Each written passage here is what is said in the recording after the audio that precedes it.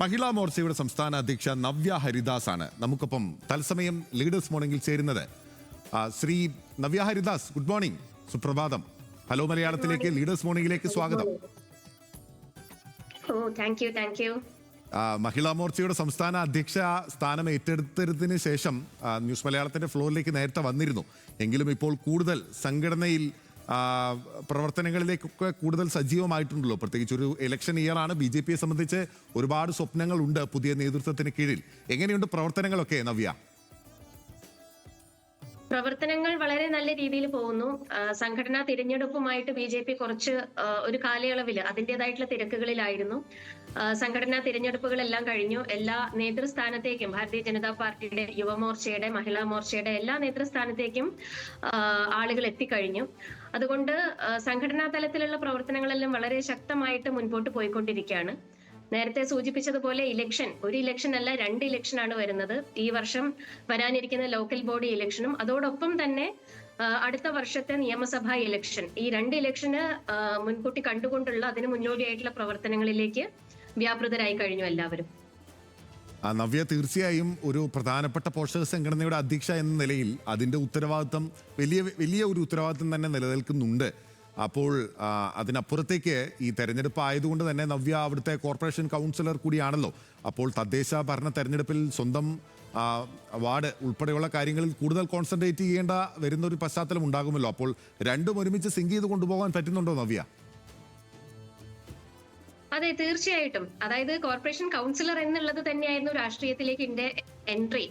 ആ എൻട്രിയിലൂടെയാണ് മറ്റ് ചുമതലകളിലേക്ക് എല്ലാം തന്നെ ഞാൻ കടന്നു വന്നിട്ടുള്ളത്.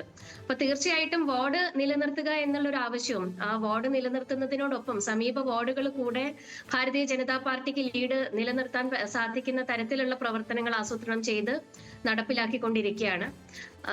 ആദ്യത്തെ ഇലക്ഷന് 2015 69-ാം വാർഡ് മാത്രമായിരുന്നു ആ പ്രദേശത്ത് BJPക്ക് ഉണ്ടായിരുന്നതെങ്കിൽ 2020 ആയപ്പോ 68, 69, 70, 71, അതായത് ആ വാർഡിന്റെ പരിസര പ്രദേശത്തുള്ള വാർഡുകളെല്ലാം തന്നെ BJPക്ക് കൗൺസിലർമാരെ ഉണ്ടാക്കിയെടുക്കാൻ സാധിച്ചിട്ടുണ്ട്. ഇതോടൊപ്പം തന്നെ ലോക്കൽ ബോഡി ഇലക്ഷനും നേരത്തെ സൂചിപ്പിച്ചതുപോലെ നിയമസഭാ ഇലക്ഷനും, കൂടാതെ മഹിളാ മോർച്ചയുടെ അധ്യക്ഷ എന്നുള്ള ചുമതല എല്ലാം കൂടെ വരുന്ന സമയത്ത് നല്ല വർക്ക് ലോഡാണ്. പക്ഷെ എല്ലാം കൂടെ ഒന്നിച്ചു കൊണ്ടുപോകാൻ സാധിച്ചിട്ടുണ്ട് ഇതുവരെ. നവ്യ, എന്തായാലും നവ്യ ഒരു പ്രാദേശിക നേതാവ് എന്ന തലത്തിൽ നിന്ന് ഉയർന്നു വന്ന് ഇപ്പോൾ സംസ്ഥാന നേതാവ് എന്ന നിലയിൽ നിൽക്കുകയാണ്. ദേശീയ തലത്തിൽ ഉൾപ്പെടെ നവ്യ ശ്രദ്ധ ആകർഷിച്ചിരുന്നു. വയനാട്ടിലെ ഉപതെരഞ്ഞെടുപ്പിലെ മത്സരം ഉൾപ്പെടെയുള്ള കാര്യങ്ങൾ കൊണ്ട് അക്കാര്യത്തിൽ സംശയമില്ല. എങ്കിലും ഇത്തവണയും തദ്ദേശ തെരഞ്ഞെടുപ്പിൽ തന്നെ ഫോക്കസ് ചെയ്യാനാണോ, അതോ ഒരു പടി കൂടി കടന്ന് 8 മാസത്തിനപ്പുറം നിൽക്കുന്ന നിയമസഭാ തെരഞ്ഞെടുപ്പിൽ ഒരു മണ്ഡലത്തിലേക്ക് കോൺസെൻട്രേറ്റ് ചെയ്യണം എന്നൊരു നിർദ്ദേശം പാർട്ടി നേതൃത്വം നൽകിയിട്ടുണ്ടോ? പറയാമെങ്കിൽ പറയാം. അങ്ങനെ ഒരു നിർദ്ദേശം പാർട്ടി നൽകിയിട്ടില്ല. ഇലക്ഷന് മുന്നോടിയായിട്ട് ഇത്രയും മാസങ്ങൾക്ക് മുൻപേ സ്ഥാനാർത്ഥികളെ നിർണയിച്ചുകൊണ്ട് അത്തരത്തിലുള്ള ഒരു വർക്ക് ഞങ്ങൾ സ്റ്റാർട്ട് ചെയ്തിട്ടില്ല. പിന്നെ സ്ഥാനാർത്ഥി നിർണയം എന്നൊക്കെ പറയുന്നത് പൂർണ്ണമായിട്ടും പാർട്ടിയുടെ തന്നെ നേതൃത്വത്തിൽ വരുന്ന കാര്യങ്ങളാണ്. അതിലേക്കൊന്നും കടന്ന് ചിന്തിക്കുന്നില്ല.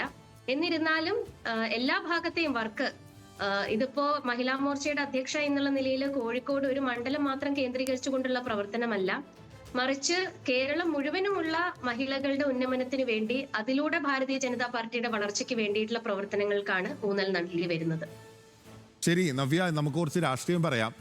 എന്തായാലും ഈ വിധത്തിൽ മഹിളാ മോർച്ചയ്ക്ക് ഉൾപ്പെടെ ഏറ്റെടുക്കുന്ന ഒരുപാട് സംഭവ വികാസങ്ങൾ ഉണ്ടാവുകയാണ്. പ്രത്യേകിച്ച് നമ്മുടെ രാഷ്ട്രീയ സംസ്കാരം മറ്റിടങ്ങളിലെ രാഷ്ട്രീയ സംസ്കാരം പോലെ അല്ലല്ലോ.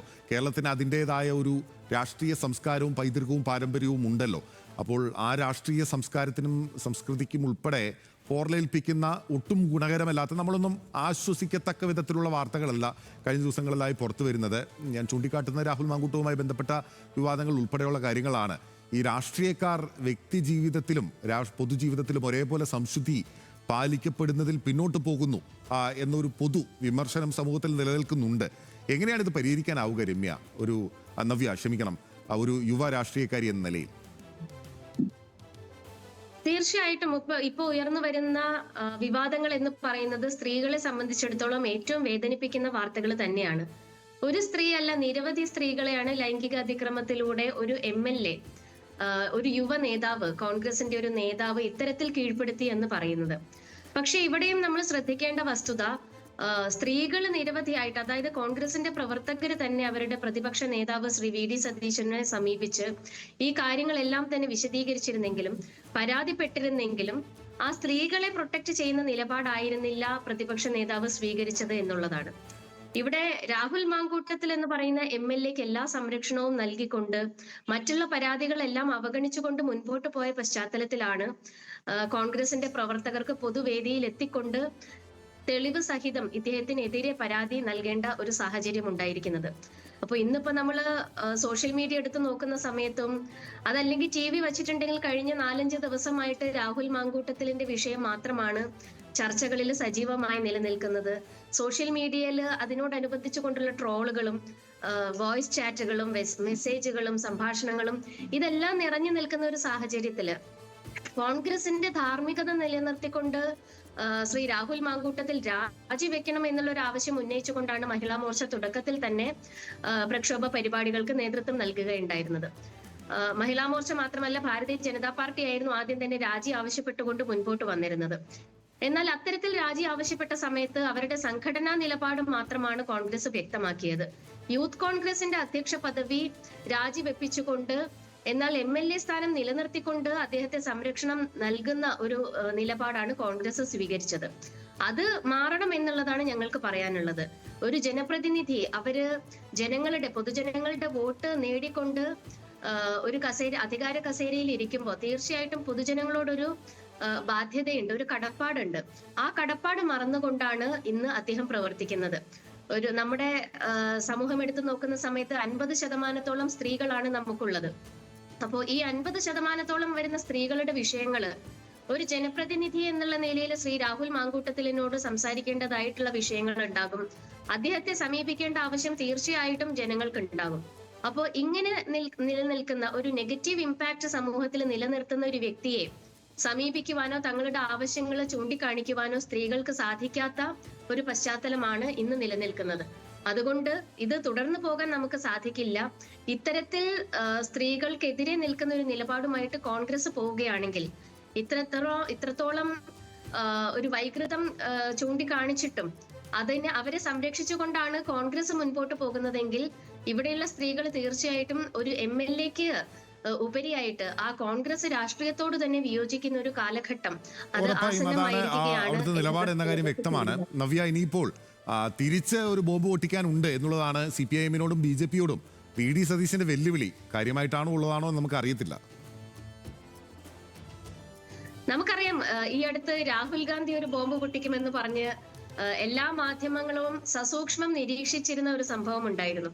പക്ഷേ അവിടെ കാര്യമായിട്ട് ഒരു കണ്ടന്റും കോൺഗ്രസിന് ഉണ്ടായിരുന്നില്ല എന്ന് നമുക്കറിയാം.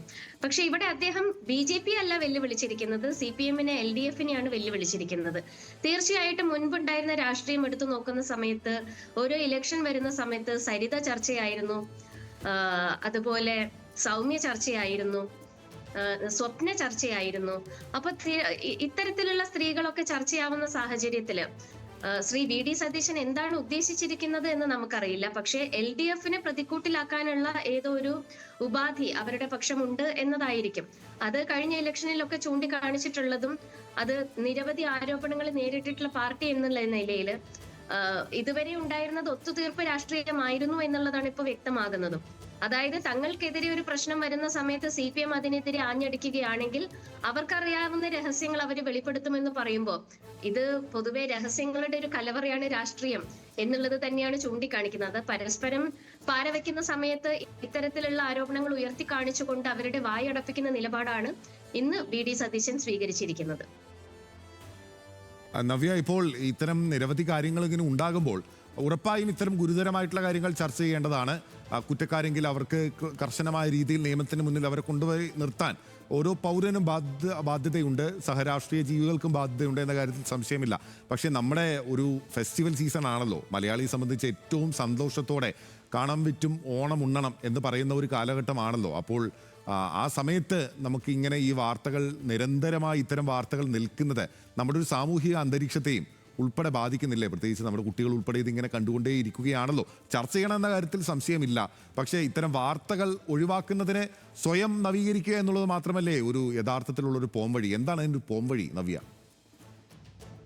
അതുകൊണ്ടാണ് ഞാൻ നേരത്തെ സൂചിപ്പിച്ചത്, ഒരു 4-5 ദിവസമായിട്ട് നമ്മൾ പത്രം എടുത്ത് നോക്കിയിട്ടുണ്ടെങ്കിലും സോഷ്യൽ മീഡിയ തുറന്നു നോക്കുമ്പോഴും ചാനൽ ചർച്ചകളാണെങ്കിലും ശരി, ഇതേ വിഷയം തന്നെ ആവർത്തിച്ച് പല ആംഗിളുകളിൽ പലരും സംസാരിച്ചു കൊണ്ടിരിക്കുന്ന ഒരു കാര്യമാണുള്ളത്. തീർച്ചയായിട്ടും നമ്മുടെ സമൂഹത്തിൽ മറ്റു കാര്യങ്ങൾ ചർച്ച ചെയ്യപ്പെടേണ്ടതുണ്ട്. ഇതിനകത്ത് മുങ്ങിപ്പോകുന്ന മറ്റു പല രാഷ്ട്രീയ വിമർശനങ്ങളും ഉണ്ട്. അതെല്ലാം തന്നെ എടുത്തു കാണിക്കേണ്ടതും സമൂഹത്തിന്റെ ഉള്ളിൽ ചർച്ച ചെയ്യേണ്ട അവസരമാണ് ഇപ്പൊ നഷ്ടപ്പെട്ടുകൊണ്ടിരിക്കുന്നത്. അതുകൊണ്ട് ഈ ധാർമ്മികത ഉയർത്തിപ്പിടിച്ചുകൊണ്ട് ഇദ്ദേഹത്തിന്റെ രാജിയല്ലാതെ മറ്റൊരു പോംവഴി കോൺഗ്രസിനില്ല. കാരണം ഒരിക്കലും ശ്രീ രാഹുൽ മാങ്കൂട്ടത്തിലിനെ ജസ്റ്റിഫൈ ചെയ്ത് നിർത്താൻ കോൺഗ്രസിന് സാധിക്കില്ല. കാരണം ആരോപണങ്ങളിൽ കഴമ്പുണ്ട് എന്നുള്ളത് അവർക്ക് വ്യക്തമാണ്.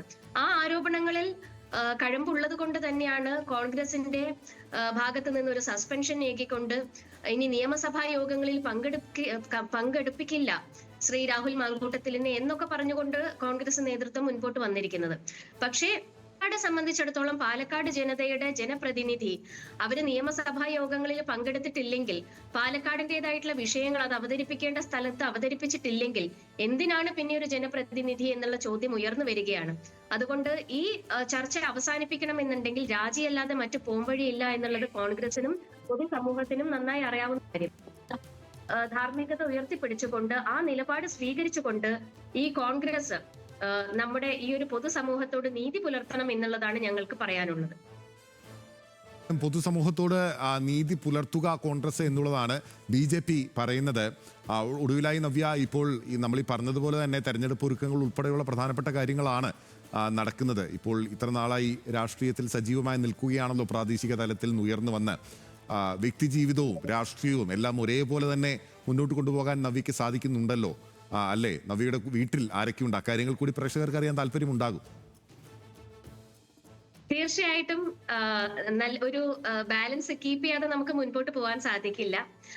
ഹസ്ബൻഡ് മെറൈൻ എഞ്ചിനീയർ ആണ്. മക്കള് 2 പേര് 10th-ലും 4th-ലും വേദവ്യാസ വിദ്യാലയത്തിൽ പഠിക്കുകയാണ്. ഞാനും മക്കളുമാണ് വീട്ടിലധികം ഉണ്ടാവാറ്. പക്ഷെ യാത്രകൾ പോകുന്ന സമയത്ത് മക്കളെ എന്റെ വീട്ടിലേക്ക് ആക്കും. അച്ഛനും അമ്മയും ഉണ്ട് അവരെ സംരക്ഷിക്കാൻ. ആ തരത്തിൽ എല്ലാവരും കൂടെ കുട്ടികളുടെ സംരക്ഷണമൊക്കെ ഏറ്റെടുത്ത് മുൻപോട്ട് പോകുന്നു. വളരെ അത്രയൊരു ബുദ്ധിമുട്ടില്ലാത്ത രീതിയിൽ രാഷ്ട്രീയം കുടുംബവും ബാലൻസ് ചെയ്ത് കൊണ്ടുപോകാൻ സാധിക്കുന്നുണ്ട്. ഓക്കെ നവ്യ, എന്തായാലും നവ്യ ഇപ്പോൾ നിൽക്കുന്ന വാളിന്റെ അവിടെ കുത്തിവരച്ച ഒരു പാട് കാണാം. മക്കളാരും ചെയ്തതായിരിക്കും അല്ലേ? തീർച്ചയായിട്ടും അത് മക്കൾക്ക് വിട്ടുകൊടുത്തതാണ് വീടിന്റെ ചുമരുകള്. കാരണം കുട്ടിക്കാലത്ത് നമ്മൾ ഒരുപാട് റെസ്ട്രിക്ട് ചെയ്തുകൊണ്ട് വളർത്തരുത് എന്നുള്ള ഒരു ഉദ്ദേശമാണ് എന്റെ ഹസ്ബൻഡിനുള്ളത്. അതുകൊണ്ട് അവര് പറയും പെൻസിൽ ഡ്രോയിങ് നടത്തിക്കോട്ടെ ചുമരുകളിൽ, അതൊക്കെ നമുക്ക് പെയിന്റ് അടിച്ച് മാറ്റാലോ എന്നാണ് പറയാറ്. ഓക്കെ, വളരെ നല്ല കാര്യം നവ്യ. വളരെ നന്ദി. ഹലോ മലയാളത്തിൽ ലീഡേഴ്സ് മോർണിംഗിൽ അതിഥിയായി എത്തിയതിന് എല്ലാ ആശംസകളും. Thank you.